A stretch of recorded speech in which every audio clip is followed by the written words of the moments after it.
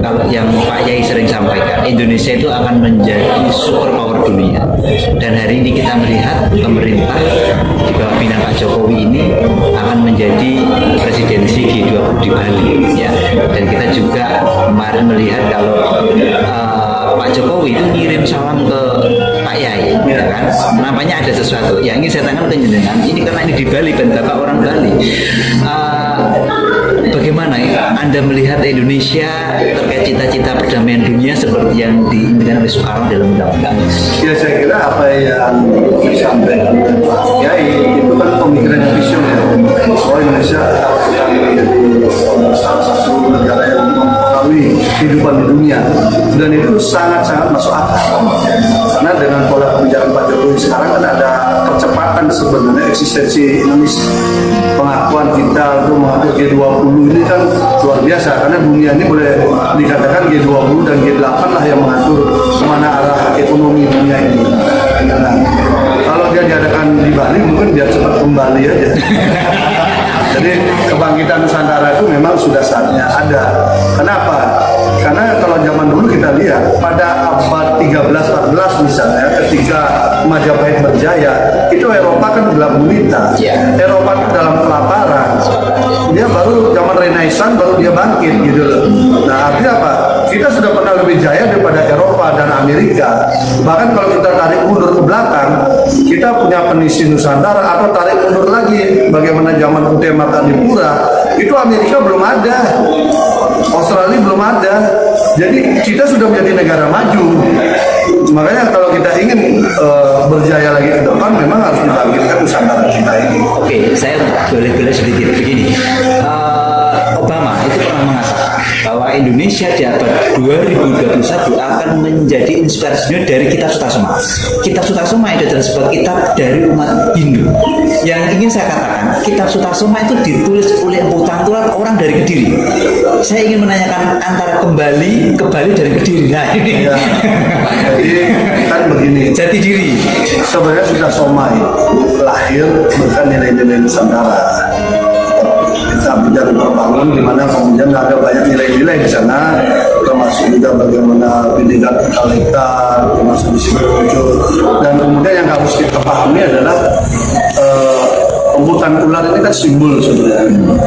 Bagaimana nama yang membuat karya besar tapi biar tidak diketahui siapa orangnya. Yaitu gaya orang sendiri kan, suka berkarya tapi tidak mau namanya muncul kan. Itu kan memang ciri khas karya-karya pujara masa lalu kan, dimana dia lebih mengutamakan karya daripada nama pribadinya. Tapi terlepas daripada itu semua, memang kalau kita lihat bahan baku Indonesia hari ini memang sudah siap untuk menjadi negara maju. Yang kurang tinggal satu soal mental saja. Kalau bahan baku sumber daya alamnya dia sudah sangat siap. Mau ngomong apa? Mau ngomong sistem otomotif dunia, bahannya nikel ada di Indonesia. Mau ngomong listrik, mau bahan thorium, mikronuklir ada di Indonesia. Mau ngomong nuklir, uranium ada di Indonesia. Jadi semua bahan-bahan yang tinggi itu ada di Indonesia. Tinggal orang-orang Indonesia mau nggak mengelola itu sebaik-baiknya, dan mental kita harus muncul menjadi mental yang unggul. Hari ini kita kan masih banyak inferior. Kita merasa minder terhadap orang lain, negara lain. Padahal negara lain juga banyak mencontek dari kita. Hanya dia nggak bilang aja nyonteknya kan. Tiba-tiba aja kita kagum sama mereka kan. Nah coba kita kembangkan. Dulu kapal dari kayu tanpa mesin kita mampu ke Madagaskar sampai Afrika Selatan. Zaman itu belum ada orang lain bikin kapal. Kalau mau lihat Sriwijaya dulu yang namanya jalur sutranya Cina hari ini, itu kan jalur yang digarap zaman Sriwijaya abad ke-7 dan ke-8.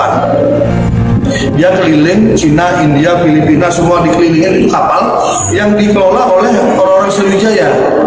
Sehingga disitulah kemudian membawa keramik, membawa perdagangan berjalan. Jadi kapal ini bergerak ya, termasuk perguruan tinggi. Jadi abad ke-7 ke-8 kita sudah punya perguruan tinggi di Sumatera. Nah, artinya apa? Secara ilmu pengetahuan, sains kita sebenarnya tinggi, tapi kita tinggalkan. Maka kembalilah kita untuk kebangkitan Nusantara. Maka kita akan menjadi negara yang unggul. Oke, terakhir Pak. akses. Apa yang jenengan katakan tadi tentang Bali, kembali itu menyengat hati saya. Tapi saya selalu seingat Pak Yai itu, beliau mengatakan jati diri. Kita harus kembali kepada jati diri. Nah, jati diri kita itu menurut Pak Yai adalah manunggaling keimanan dan kemanusiaan. Itu Pancasila. Jati diri adalah Pancasila. Nah, pertanyaannya agak melebar. Sebenarnya pada tanggal 30 September itu ada sebuah peristiwa besar dunia di mana Pancasila dibacakan oleh Soekarno di sidang PBB. Namun hari ini kita melihat 30 itu diperingati peristiwa G30 SPKI. Padahal menurut catatan Sedang Soekarno tidak ada, karena G30 SPKI itu adalah 1 Oktober, adalah gestok. Bagaimana pendapat tentang hal ini? Ya, ini kan itu mau dirayakan atau tidak itu kan ada kaitan dengan sistem politik kekuasaan juga, yang mana mau dirayakan. Jadi kalau memang kita sepakat merayakan tentang bagaimana eksistensi ideologi Pancasila, maka memang tidak Bung Karno lebih punya roh, karena dia bagaimana dikenalkan di internasional. Tapi soal kejaman PKI dan sebagainya, itu ada juga mainstream yang memang harus diulang terus untuk mengingatkan anak bangsa tentang pemberontakan itu. Tetapi kan mana yang lebih prioritas, kan itu sekarang bagi kita.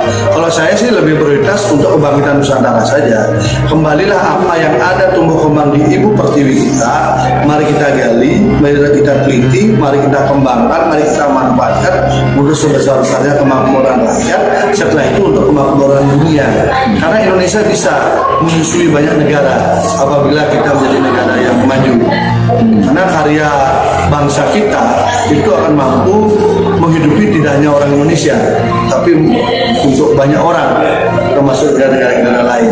Saya kira itu mungkin fokus kita, makanya kita harus jaga betul keindonesiaan kita dan kenusantaraan kita, dan itu sudah jelas ideologi Pancasila memang jawabannya. Jawabannya memang itu. Karena dengan kita bicara Pancasila, semua langsung luruh menyatu menjadi bangsa Indonesia tanpa ada sekat. Perbedaan itu menjadi sebuah kekuatan, bukan menjadi sekat pemisah. Itu Bhinneka Tunggal Ika. Makanya penanaman Bhinneka Tunggal Ika, anak-anak Dharma Mantoa yang ada di dalam kitab Suta Soma itu kan juga bagian daripada nilai universal yang tidak akan luntur oleh waktu. Karena setiap orang dari kita pasti punya perbedaan. Tinggal apakah perbedaan itu dipakai untuk saling melengkapi atau dipakai sebagai sumber untuk konflik, kan itu aja. Kalau orang sehat, dia akan mencapai saling melengkapi. Tapi kalau orang suka konflik, maka itu dipakai sebagai bahan pertentangan. Itu aja. Yang sehat pasti akan dipakai saling melengkapi. Kalau saling melengkapi, maka akan sama-sama meningkat. Misalnya saya punya 3, sampai punya 4. Kalau kita saling memberi, maka sampai jadi 7, saya jadi 7. Kan kita sama-sama meningkat, kan? Iya, iya. Nah, kira-kira kayak gitu. Cukup. Terima kasih Tuan Gede. Maaf, luar biasa sekali ini untuk penyemangat yang masih muda-muda ini, Pak. Ya, siap.